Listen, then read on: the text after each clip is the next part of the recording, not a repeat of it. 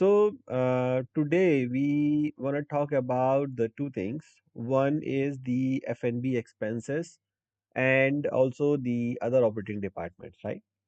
So the other expenses, the F&B expenses, when we say that is also divided into two parts. One is the labor cost, which includes the similar things. For example, the salary and wages, which is of the F&B staff. And here, usually we split the management and non-management. So management will include all your executive chef, your F&B director, F&B managers, and the non-management staff would be the other chefs. So there will be two things that you have to separate out. Usually, if you see the profit and loss statement, you will see the labor cost is divided into management, kitchen, and service, and non-management also by outlet. So the banquet, catering, conference, catering service, kitchen, and venue separately. Certain hotels they separate out the stewarding cost as well as a non-management part is if it's handled separately. Otherwise, it's usually included in the kitchen because nowadays stewards are reporting to the chefs.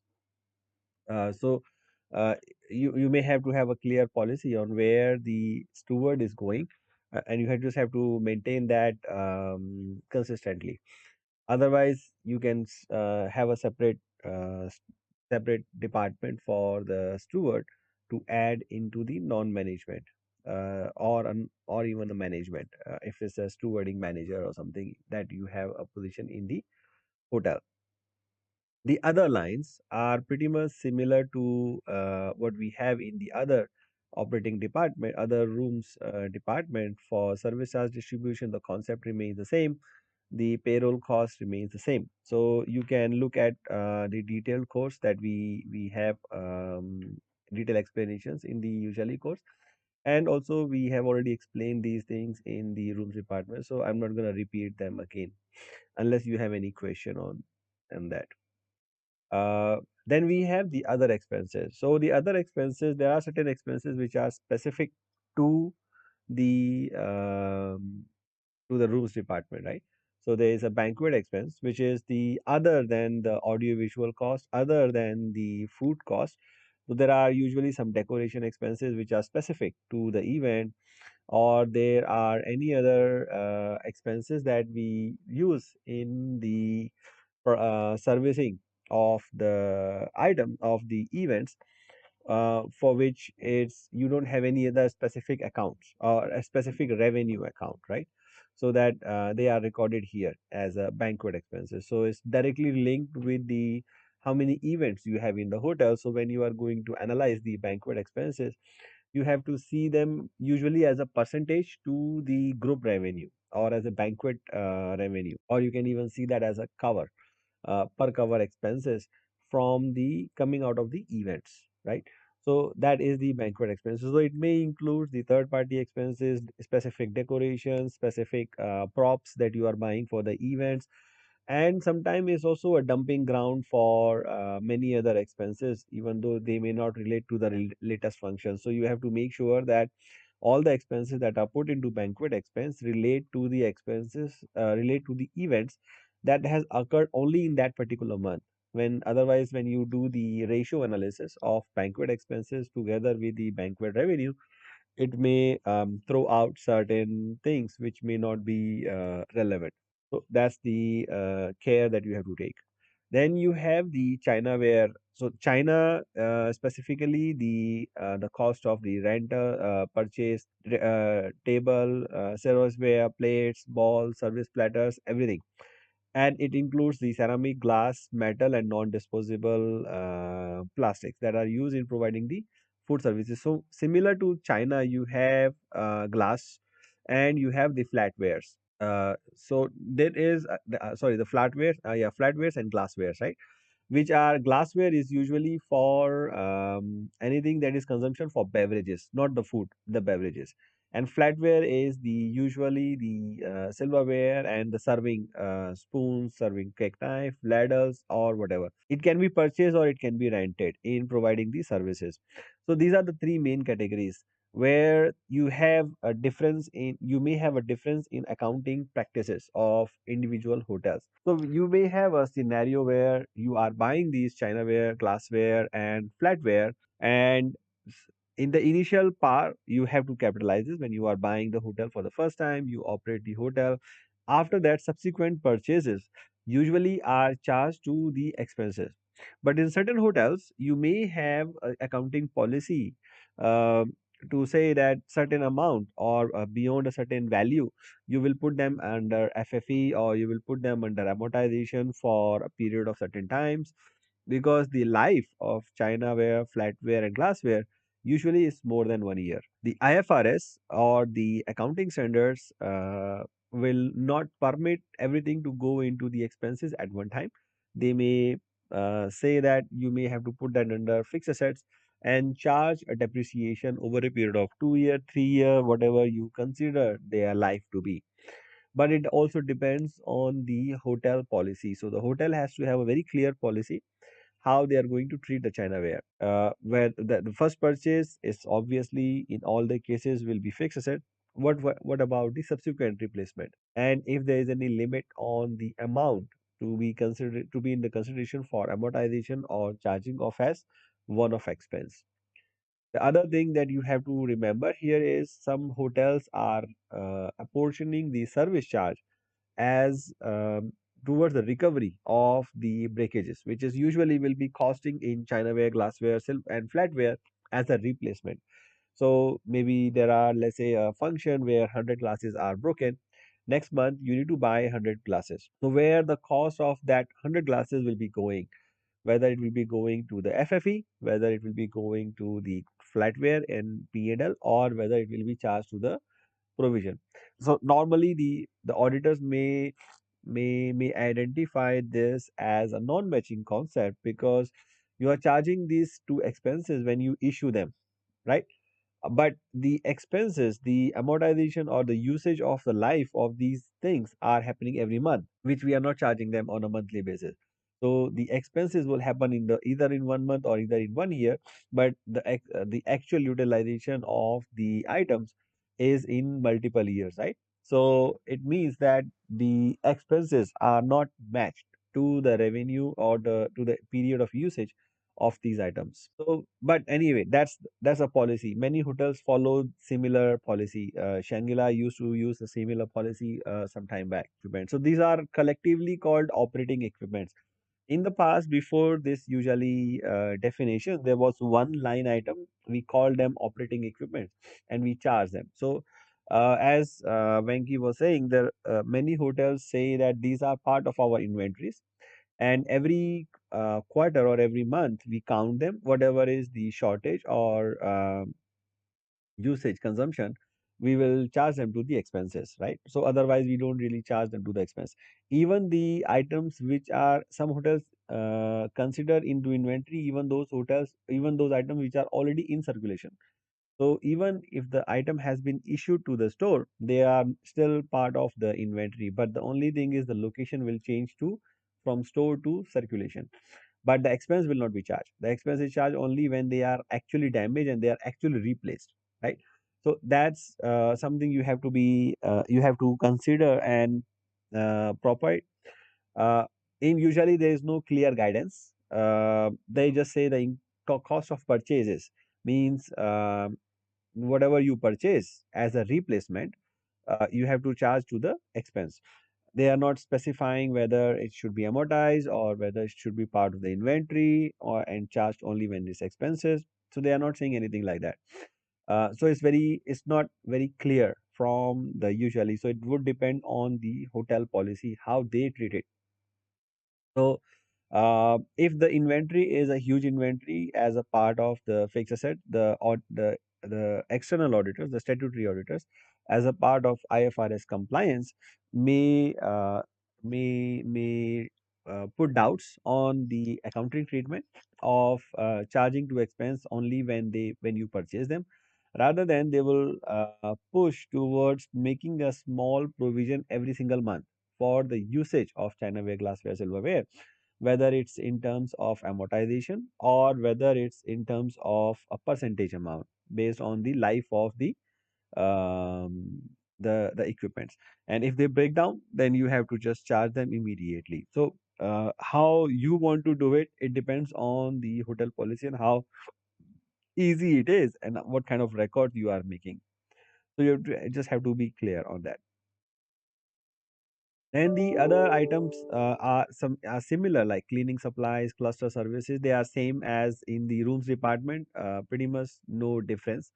When you are saying about the cost of cleaning in the restaurants or F&B or in the dishwashing, also dishwashing is charged to dishwashing supplies. So only the general cleaning, the polishing, the furniture, the floors, those type of cleaning services are charged to the cleaning supplies. Or if you are now disinfection, making the COVID-19 sprays, that are also charge of cleaning supplies.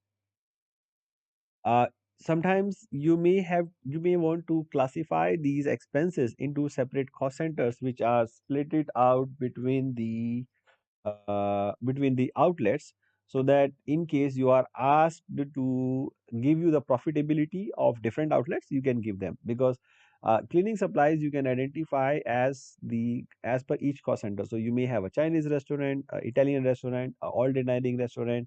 So you may be able to, so the cleaning supplies would be used as a common.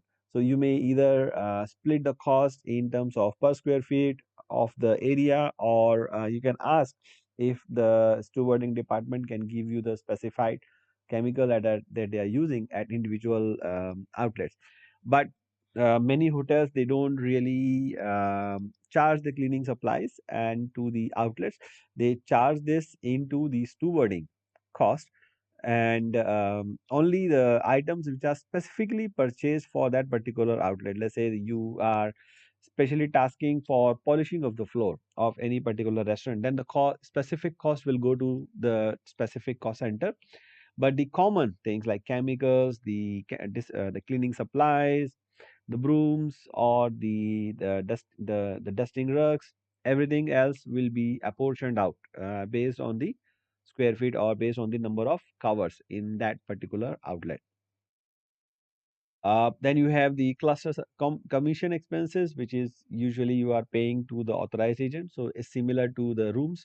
Complimentary services and gifts, as you are giving the happy hour, the gratis, such as in rooms, you are giving as a complimentary basis to the its customer. In the room department, in F&B, is mostly to the happy hour, or on anything that you are providing in the complimentary service as a complimentary basis. And you may have certain contract services like music, entertainment, or the silent mystery shopper services, or cleaning of a function room, kitchens, or ducts. So specific things which you have contracted out to third parties would be in the contract services. So here the cost is usually if their contract includes the labor, means it's a labor intensive thing, then the cost of material will go here in contract services. Cost of labor would go into the labor cost as a contract services. um, if it's a labor intensive, but if it's only the professional services for like mystery shopper, then or any consulting services, then those will not be charged as a labor, but will be charged to the full amount as a contract services. Though the key point is, can you control the allocation of labor? Means, are you going to determine what they are supposed to do, the labor, or the vendor is going to decide what needs to be done? For example, the hood cleaning services. These are, you are not deciding what to clean and how to clean and when to clean. That's a third party supplier is doing. So those costs will come automatically to the contract services. But if there is a cleaning of function rooms, or the specific things which you can decide and you can ask the departments to do it, or let's say the table setup services, you may hire outside company for providing the lifts and also the equipments, and they come and do the setup. So those kind of cost will be going splitting between the contract, the material if they are using, and to the contract labor if that is separately out. If not, then you have just have to estimate. The corporate office reimbursable is from the corporate office, and you have decorations which are used in the outlets. So the decorations are not include the cost of the banquet, right? This is because the banquet cost will go to the banquet, but the other cost of the public area, the outlet, the other things will be charged into the decoration, the ice blocks, carvings. Then you have dishwashing supplies, dues and subscriptions, which are pretty much simple, and every other department is following the same. Equipment rental, as we discussed earlier, if it's on a regular basis, then you may have to, like for example, ice machines, for example, dishwashing machines. So those are going to be in the non-operating income expense. But if it's a occasional thing for any specific events, then they will be coming to this line item. So you have to see what is the nature of equipment rental. Then you have flatware expenses. In glassware, we have already discussed. Ice is the ice used in the banquet service, storage, and preparation. So it's the ice block. Some hotels have ice machines in house to produce the ice for usage. So in that case, you won't have that line item in as in expensive for you. But in case the hotel does not have a ice cube machine to produce in house and you are buying ice blocks from outside, then the cost will come here. The kitchen fuel will include your the sternos, propane, the charcoal used, but not the cooking gas. Cooking gas goes in the utilities sometimes, because if the sometimes they may not be able to specify how much is used by the kitchen. If they can, then the cost will come here. The kitchen small wares are the pots and pans which you are using, but here you have to see what is the policy of the hotel in terms of capex. The hotels usually have a capex guideline, say up to $100 items, we will be charging off to expenses immediately. Above $100, we will be putting into capex. So in the small ware, you have to follow the capex policy. Uh, Sometimes the capex policy have two layers. One is the unit price. Another is the unit price coupled with the group block purchase. So sometimes if let's say you are buying certain items, to give you an example, in Shangri-La, even in my current hotel, we have a policy that if the unit item of any item is above $100, we will capitalize that.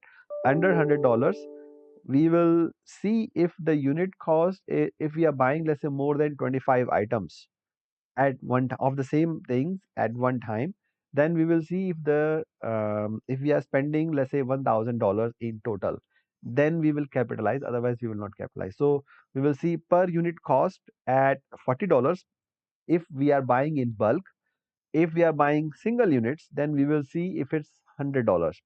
So that's the criteria. So either $100 individually or $1,000 for a bulk item. But if it's lower than that, then we will be charged to expenses. So you have to follow the accounting policy of the hotel. So you have to read the capitalization policy to trade the kitchen smallwares. And then you have laundry cleaning, which is we have already discussed in the other times.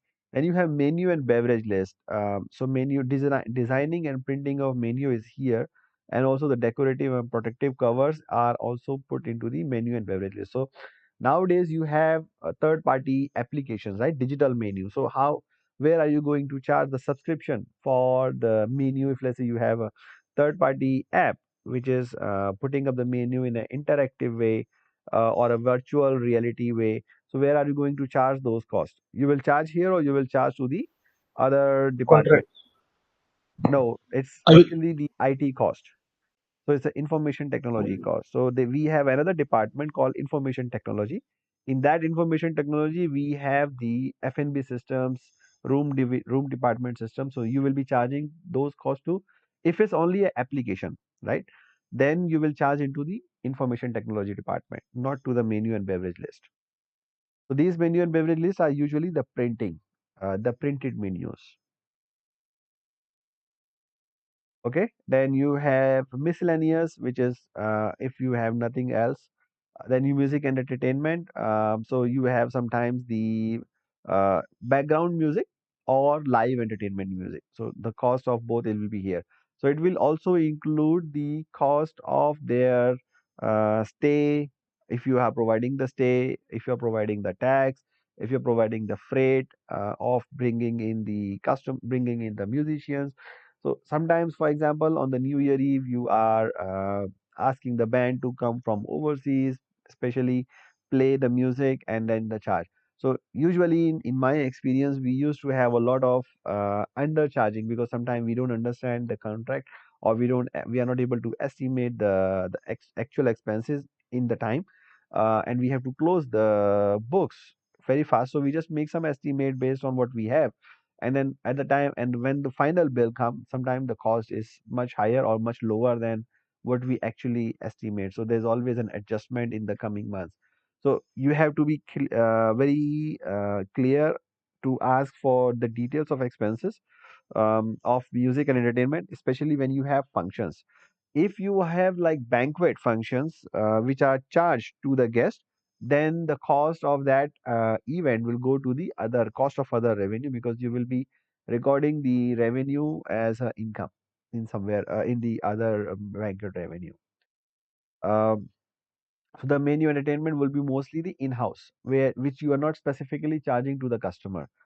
You may be charging to the customer in the ticket price or in the F&B price, but not as a direct like entertainment, right? So that's the difference.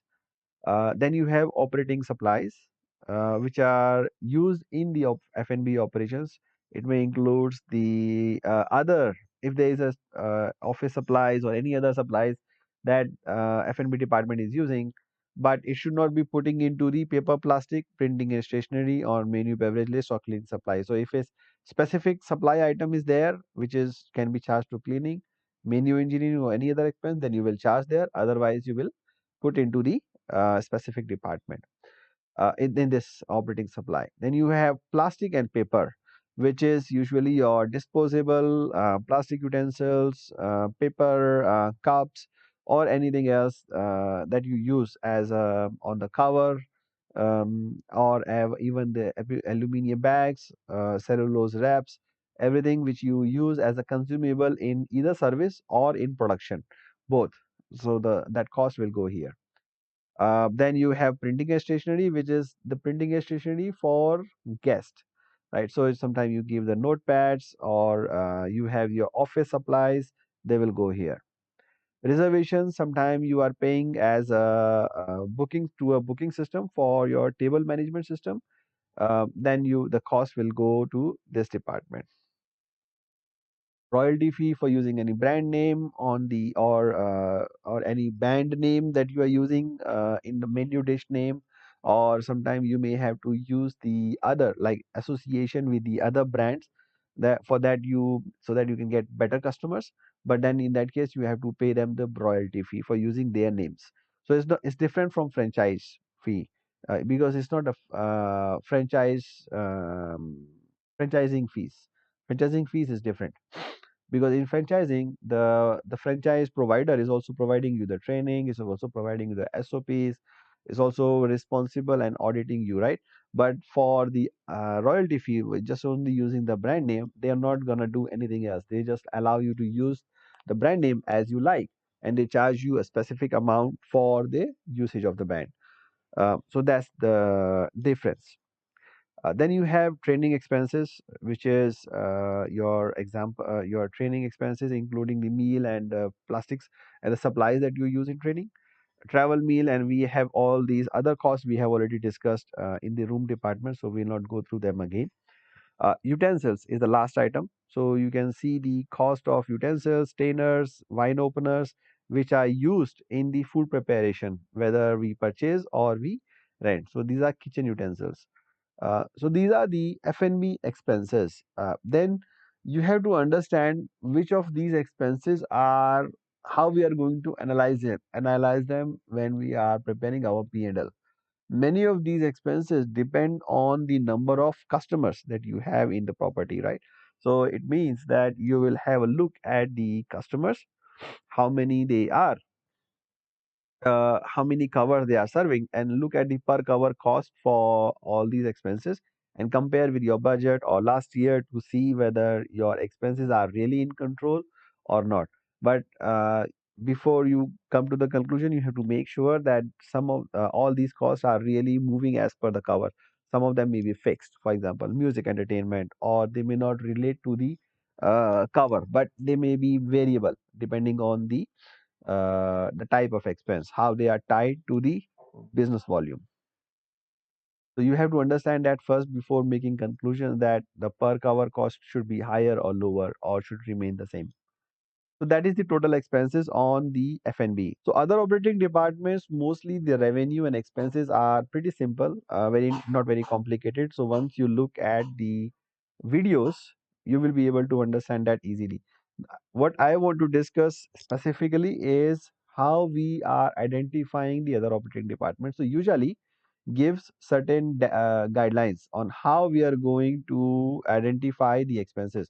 So these are the guidelines. So you need to have the department should be generating its own revenue, have a direct operating expense, and is operated with a motivation to make the profit and loss. So that's the key guideline that is in the usually to identify other operating department as a department. If certain departments are not meant to be making the profit and loss, for example telephone department, previously some time back like 5 10 years back when we started the hospitality, the telephone department used to make money because people were still using the hotel phone to make calls. They were not using the mobiles. The Skype has just started. Messenger was not that very popular, right?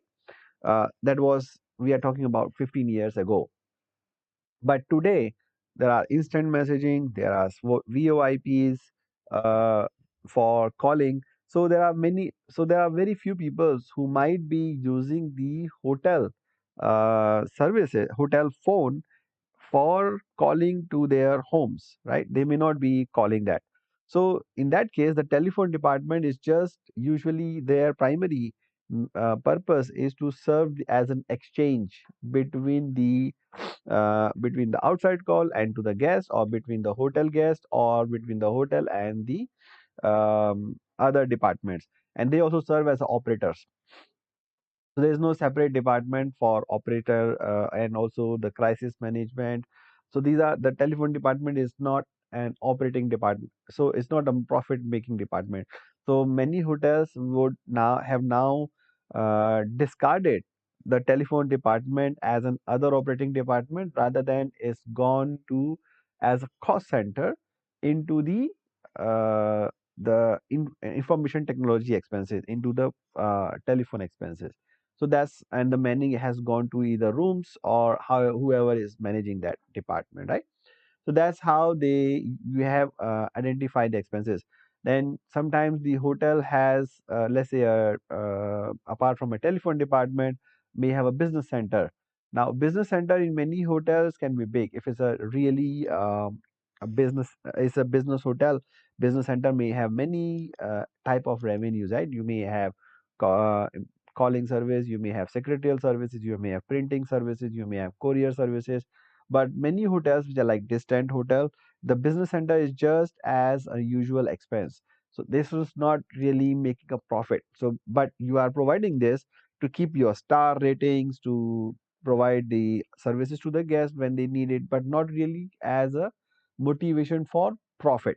So you have to see before you identify any department as other operating departments. It should have their own ability to generate the revenue, have their own expenses, and it's running to make a profit or to reduce the losses. So that's the motivation. Then the second thing is the revenues are reported on a gross basis. When you recognize the revenue on a net basis, usually when you don't have a control over the pricing and the performance of the services.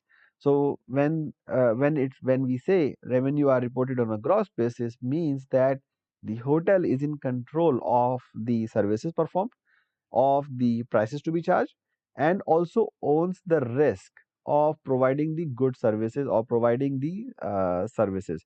So that is again another criteria which is similar to the one which is, but it's more detailed and specific to the type of revenue, right? So if the hotel is reporting a gross revenue, that's another criteria. But for me, the primary criteria is whether we are generating the profit or limiting the loss. So that's the another criteria.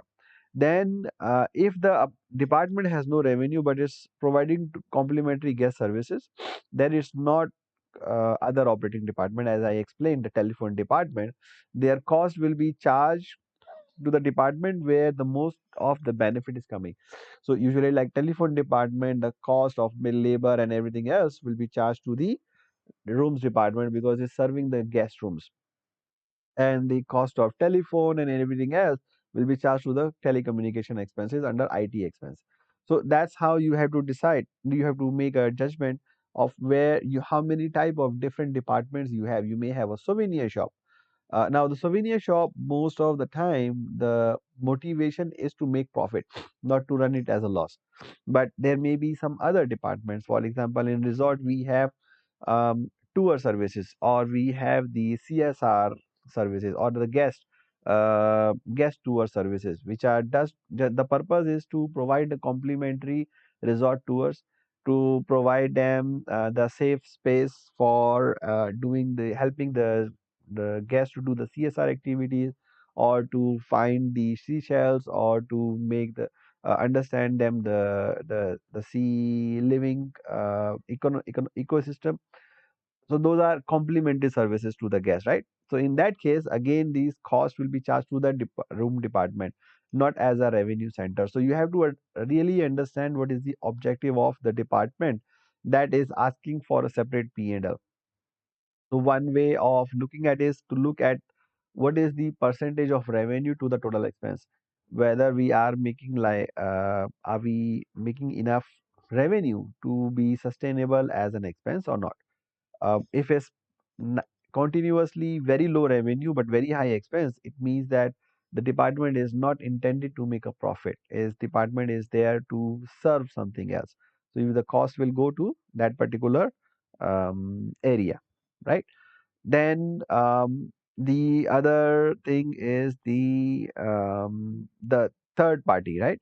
So if let's say the all the cost related with that department is charged to the third party owner, so this point is similar to what we have discussed in the net revenue, means the hotel does not control the performance of the services and also not take the risk and reward of the department, then the cost, then it's not a separate operating department. Well, in that case, the cost and the revenue generated will go to miscellaneous income, and all the expenses will also go to the miscellaneous income.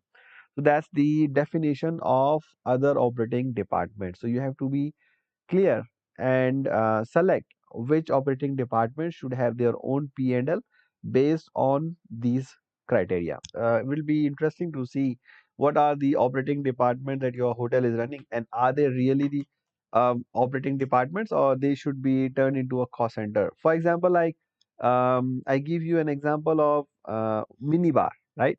Many hotels now, because of the COVID, they are actually clearing the minibar. So the minibar used to be a separate department in itself, right? Where they have 4 5 people. Like in Shangela, we have 5 people to manage the minibar in under the housekeeping, but the department was separate. So these 5 people cost would be charged to minibar, and the revenue we collect from the customer would also go to minibar. The cost of food would go to minibar, and we always look at the profit. But minibar never made a profit because it's the high labor cost. Many people and people started to not use the minibar as much as we like them to do. So the GM was, because it was a separate P&L, GM was always pushing the department and always pushing the housekeeping, and we are wasting like half an hour in the P&L meeting. So at some point of time, when we, like after 1 year, 1.5 year, we saw that, yeah, this few departments like minibar, telephone department, they are not making money, and we are wasting our time and efforts and energy to try and make them profitable, but it's never possible. So we decided that okay, we clear the minibar out, and stop the P&L, finish it off.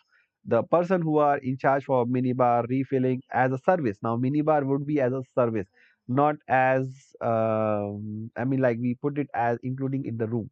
So we say, okay, we will give you as a free certain items in the minibar. So that becomes as a service now. So that becomes a part of complimentary gifts and services rather than we charge and we have the incur the labor cost. The only thing is we have one or two people just only go and refill the minibar. That's it, finish. So this is means like you have to constantly look at the other operating departments, whether they are making money, whether they are or their main purpose is to remain as a complimentary service, or just only because you want to provide the option. Like for sometime you have departments just for to get the star rating. Many hotels will have minibar, many hotels will have business center, just only to get the star ratings, but not really any other purpose. So you have to see, are they account for enough profitability to to require a separate P&L or not. So that's the majority for other operating department. In many hotels or business hotel or resorts, the majority of the profitable departments would be spa, health club. Now, spa and health club can be separate P&L, or spa and health club can be one P&L, depending on how the hotel is structured, who is managing it. Sometimes spa is managed by a separate person, health club is managed by a separate person. They have their own P&Ls, they have their own expenses.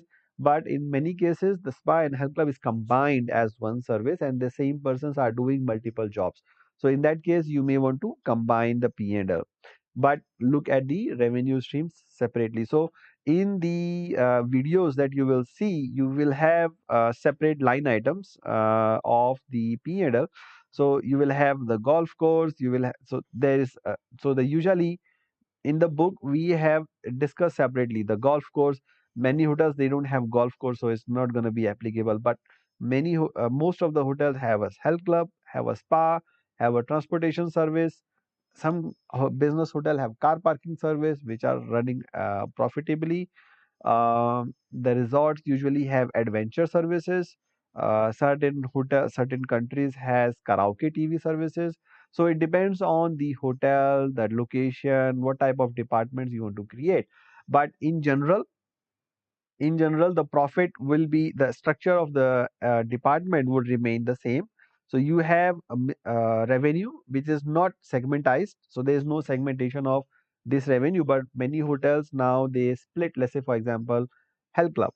So they would split the membership revenue separately, spa revenue separately, merchandising separately, and then the cost of sale would also be separate, just to understand how the revenue is segmented. Even though it's not required by usually, the hotels can do it by their own. The expenses are standard for most of the department. Only certain departments like the golf course, they have some additional line items for golf services. Otherwise, the expenses and the revenue are pretty much standard for all the departments.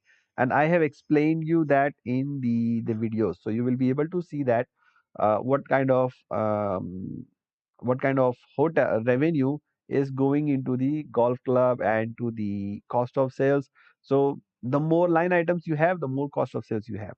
So that's how you gonna decide how you want to, what is the major source of revenue. So the line items will depend on what are the major source of income for your department, and then what type of cost of sales you want to maintain as a continuous basis to compare your cost of sales towards the revenue.